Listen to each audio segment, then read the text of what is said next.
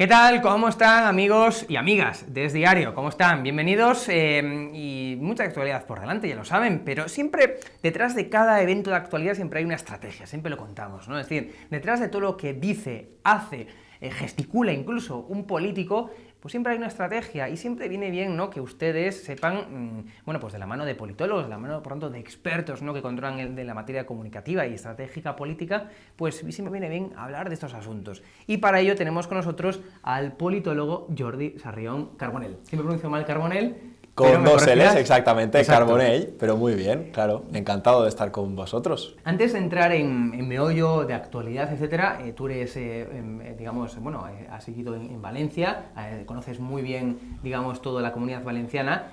Ha ocurrido, todos lo sabemos, por desgracia, la Dana, que ha sido el, bueno, pues podemos decir el peor desastre natural, desde luego, de los últimos siglos en toda España, que ha azotado con virulencia la comunidad valenciana.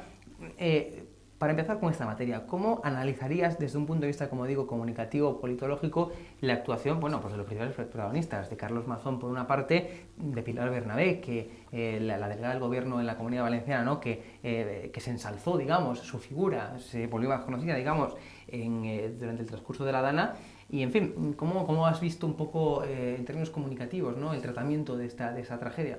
Bueno, creo que en términos comunicativos ha sido bastante desastrosa la gestión por parte de todos los actores en general, porque creo que por parte de Mazón ha sido bastante desastrosa. Luego, por parte de Pilar Bernabé, es verdad que vimos que tuvo un momento de chispa, un momento en el que comunicativamente funcionó muy bien y en el que fue capaz de contraponerse, digamos, a Carlos Mazón, ¿no? Esto se vio muy bien en aquella imagen de las zapatillas llenas de barro, en la que se veía, ¿no?, estaba todo muy preparado, en comunicación política nada se deja al azar, ¿no? Y se veían sus zapatillas claramente cubiertas de barro y las de Mazón y las del resto en aquella reunión del CECOPI. Así conseguimos poner una imagen en pantalla. Que no estaban exactamente llenas de barro, ¿no? Pero creo que también fue una cuestión fugaz, ¿no? Después ascendió, digamos, en el Partido Socialista y ahora la encuentro nuevamente un poco desaparecida. Y creo que han dejado a muchos ciudadanos de los municipios afectados, especialmente de la comarca del Horta Sud, un poco a la intemperie. Y esto, pues, al principio generó este momento de antipolítica, ¿no? Y todavía a día de hoy creo que hay un descrédito bastante importante hacia los políticos. Los valencianos se sintieron abandonados. Exactamente. Es un poco el sentimiento mayoritario que se puede encontrar, ¿no?, tanto por unos como por otros actores políticos. Esa es la realidad. Pero también es cierto que en momentos de crisis, porque eso fue una crisis, desde luego, a nivel de tragedia, pero también crisis a nivel política, ¿no? Es decir, fue un momento, digamos, de comunicación en crisis, ¿no? Como diríamos los politólogos, ¿no? Y en esos momentos de crisis, ¿no?, siempre hay dos premisas clave. Uno, poner siempre un portavoz que tenga capacidad de empatía, un portavoz que sepa comunicar, pero que sepa qué está comunicando también, ¿no? Y segundo, la transparencia. Es decir, el ser lo más transparente posible, en la medida de la estrategia, ¿no?, pero ser lo más transparente posible, porque en esos momentos todo se pilla, todo se acaba pillando, ¿no? Y en cuanto a ese sentido, analizando ya una parte de la Generalitat Valenciana, Carlos Mazón, me gustaría que me comentaras si eso ha sido la comunicación más oportuna, y en segundo lugar también la parte del Gobierno de España. Porque aquí también hemos visto críticas, evidentemente, al gobierno de Pedro Sánchez de haber convocado, por ejemplo, esa reunión a altísimas horas de la noche y luego tardar en ir ahí Pedro Sánchez, luego fue el tema del rey. Es decir, ha tenido poco contacto, podemos decir, el gobierno de España con la comunidad valenciana. Entonces, ¿cómo analizarías en este sentido, en la comunicación en crisis, lo que estábamos hablando, tanto la parte de la Generalitat Valenciana como la parte del gobierno de España? Pues bueno, creo que por parte de la Generalitat Valenciana, lo dije también en un artículo en Disputa, en un medio en el que tratamos de hacer análisis comunicativos, ¿no? Y justamente lo apuntaba, que yo hubiera optado por una portavocía profesional, es decir, por profesionalizar la portavocía, que es cuando un líder se ve sobrepasado, cosa que le puede pasar a cualquier líder, no lo olvidemos, pero creo que a Mazón le pasó, incluso él mismo lo reconoció, y el propio Feijóo lo decía en nombre justamente de Carlos Mazón. Cuando un líder se ve sobrepasado, yo creo que es de recibo buscar una portavocía alternativa, y si no la hay dentro del partido, pues ¿por qué no un portavoz profesional? Creo que este era un poco el efecto que se buscaba cuando se llamó a Gan Pampols, al vicepresidente, pero bueno, nos estamos encontrando ahora con bastantes choques entre Gan Pampols y el propio Mazón, y esto está perjudicando de alguna manera comunicativamente, con lo cual creo que no ha sido una buena alternativa en este sentido. Luego, por parte de Pedro Sánchez, creo que la reacción tardó bastante en llegar, y creo que fue una reacción muy lenta por parte parte de Pedro Sánchez. Creo que su discurso decepcionó un poco a la ciudadanía, que esperaba más certezas. Creo que, por ejemplo, en otras crisis como en la del COVID lo he visto más preparado, más contundente, y lo he visto más conocedor de la gravedad de la situación.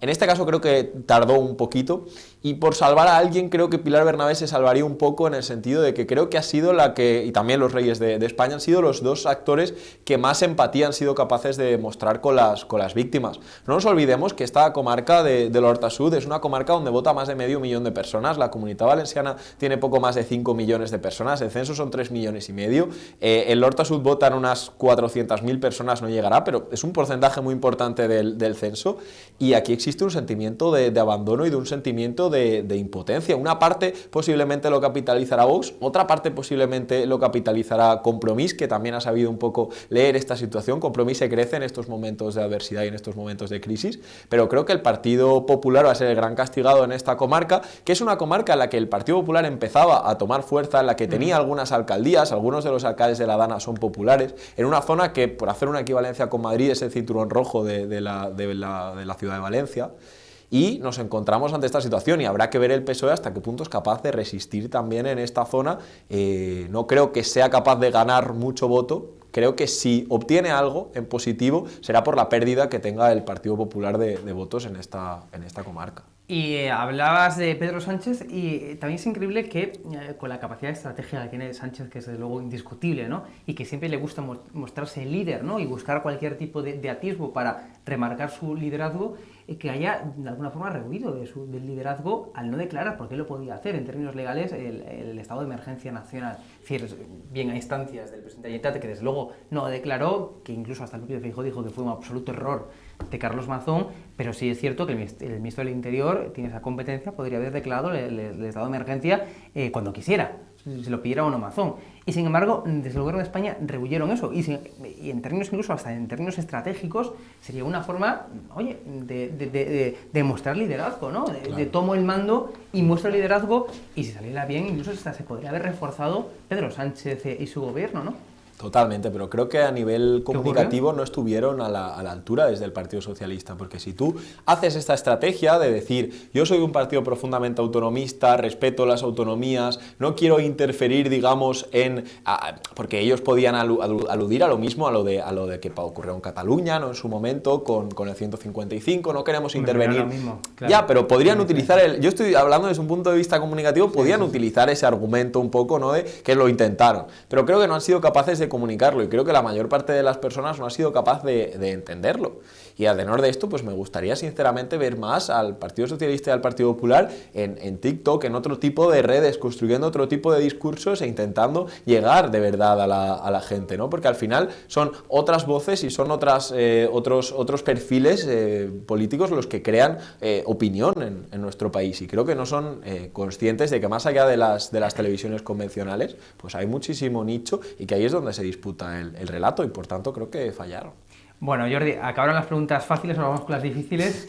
Ya como politólogo, ¿quién crees que es el político que en términos de estrategia mejor comunica a nivel nacional de España? Bueno, creo que Ayuso es una de las políticas que mejor comunica, porque se comparta más o se comparta menos, creo que sabe muy bien confrontar y sabe marcar el relato. Ayuso es la única política, creo, a día de hoy en España que sabe marcar agenda y que sabe ponerla encima de la mesa, y que todos vayan a su son y marcar los temas de los que se habla. ¿Y cuál es el secreto de Ayuso, por tanto? Bueno, yo creo que Ayuso está bien asesorada en ese sentido, y que Ayuso sobre todo es una, por hacer un símil futbolístico, es una delantero centro, ¿no? Ella está siempre preparada para rematar. Ayuso es una política que remata mucho a puerta. Y creo que eso, en esta coyuntura tan polarizada, ¿no? Y en esta coyuntura le ayuda mucho, porque le facilita marcar el discurso. Luego, también por continuar con el Partido Popular, hay otra figura que a mí me parece muy interesante, que es la de Juanma Moreno, muy bien construida, que no sé si la gente se acuerda, pero el liderazgo de Juanma Moreno surgió, o digamos que se empezó a fraguar en el plató del intermedio, cuando Juanma aceptó una broma del intermedio, que al final acabó yendo, y al final se acabó convirtiendo en el presidente de la Junta de Andalucía, y al final acabó haciendo más andalucista, entre comillas, al menos a nivel estético, el Partido Popular de Andalucía, y tomando una vía mucho más autonomista, o más, digamos, con una vocación o una sensibilidad más autonomista que la de Ayuso, consiguió este efecto que me pareció muy bueno. Y por el lado del Partido Socialista, creo que el que mejor comunica y el que más reforzado sale también de esta crisis de La Habana y de los últimos acontecimientos es Óscar Puente. Tengo constancia de que Óscar Puente también está muy bien asesorado y que hay una pulsión incluso dentro del propio gabinete del ministro Óscar Puente para que deje atrás esta estrategia confrontativa que a él le sale. Y le dicen, Óscar, cuando tú continúas con esta línea, lo estás haciendo mucho mejor y te estás incluso presentando como un posible candidato en el futuro a sustituir a Pedro Sánchez, exactamente. Y claro, creo que aquí la decisión la tiene él y que todo tiene que llegar en su justa dosis. Creo que la política y el discurso político es como la cocina, ¿no? Va de hacer una receta con una serie de ingredientes y poner los ingredientes en sus cantidades justas. Siguiendo en términos comunicativos, estrategia política, si te digo el nombre de Pedro Sánchez y te pido que me digas algo positivo en la estrategia y algo negativo, es decir, algo que destacarías como politólogo de Pedro Sánchez y como politólogo negativo de Sánchez. Bueno, Pedro Sánchez a nivel positivo es que es muy sagaz y es muy hábil y sabe justamente cuándo jugar. Hablábamos justamente aquí en Es Diario un día, ¿no? Que tiene narices, no se puede decir coloquialmente, que Sánchez tiene narices. Me refiero, exactamente, eso es algo que incluso sus oponentes le reconocen siempre. Y yo veo a Pedro Sánchez, a diferencia de Feijóo, por ejemplo, que es un jugador de ajedrez, ¿no? Que tiene muy clara. Ahora hablaremos de Feijóo, ¿no? Pero él tiene muy clara su estrategia, tiene muy claros los siguientes movimientos que tiene que dar, va muy poquito a poco, y Pedro Sánchez es un jugador de baloncesto que se lanza triples, él hace el step back y como Luka Doncic se las tira. Y a veces le sale bien. Últimamente parece que no le está saliendo tan bien en ese sentido y bueno, lo vemos un poquito pues más arrinconado en ese sentido. Que no lidera la agenda, ¿no? Exactamente. Que es el principal problema que tiene ahora mismo, conforme tú decías, Ayuso lidera la agenda mediática, política y le bailan a su son, las cosas como son. Hice aquí un pareado, pero el tema de Pedro Sánchez sí que es cierto que perdió esa capacidad que tenía, ¿no? Y es de liderar la agenda y conseguir que incluso, bueno, pues oye, gustase más o gustase menos, la oposición está un poco a rebufo de lo que venía diciendo y haciendo Pedro Sánchez. Ahora es al contrario, parece que es Sánchez quien tiene que estar a rebufo de una agenda política que ya la lidera la oposición, incluyendo incluso la propia Ayuso, ¿no? Que estábamos diciendo. Totalmente, creo que como contraparte a todo esto diría que Pedro Sánchez está un poco desaparecido. Creo que a él le beneficia hasta cierto punto estar un poquito desaparecido de la agenda, ¿no? Porque está en un momento, en una coyuntura política bastante negativa. Él ahora está intentando, y creo que está jugando muy bien su rol internacional ahora con Vladimir Zelensky, con Ursula von der Leyen en la Unión Europea, con todo lo que está pasando, pero en España, en la conversación pública, está un poco desaparecido. Creo que intenta evitar todo esto, pero a mí me gustaría ver a un presidente verdaderamente comunicativo y que no rehuyese o diese la sensación. Es una estrategia que llevan aplicando ya todos los presidentes de España y del mundo mundial, y es cuando lo nacional está un poco, digamos, difícil de cara al fortalecimiento de tu liderazgo, pues irse a la esfera internacional, ¿no? Y buscar, pues, ensalzar tu liderazgo en la esfera internacional. Pero digo, de todo lo que efectivamente afecta, ¿no?, a nivel de estrategia a Sánchez, ¿cuál crees que es lo que más afecta a Sánchez en particular o a su gobierno? Sí, es eso, ¿no? La falta de agallas que estamos viendo. Pero más concretamente me refiero a algún caso de corrupción en concreto, algún que se esté investigando. A nivel más micro, digamos. Sí. Hombre, creo que los escándalos de corrupción le están salpicando, pero yo creo que lo que más le está salpicando es su incapacidad para gobernar, porque creo que está transmitiendo la sensación de que no es capaz de llegar a acuerdos, de que no es capaz de llegar a los grandes consensos a los que llegaba antes, y la gente y muchos votantes progresistas están empezando a percibir que les falla.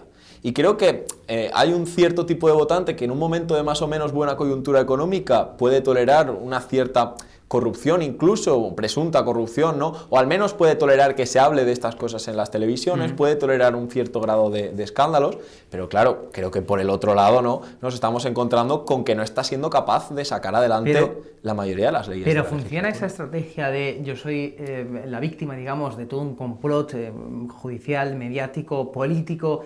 ¿Esto puede funcionar a largo plazo? No. Creo que esta estrategia podía funcionar antes, en el momento en que no había medios, en el momento en que no había... Boom, exactamente. Y también antes de eso, ¿no? Hace unas décadas, cuando los medios de comunicación emitían desde arriba hacia abajo y no existían canales, por ejemplo, canales de personas como tú o como yo, de analistas, que podemos hacer un TikTok y puede llegar a más gente incluso que un vídeo en la televisión, ¿no?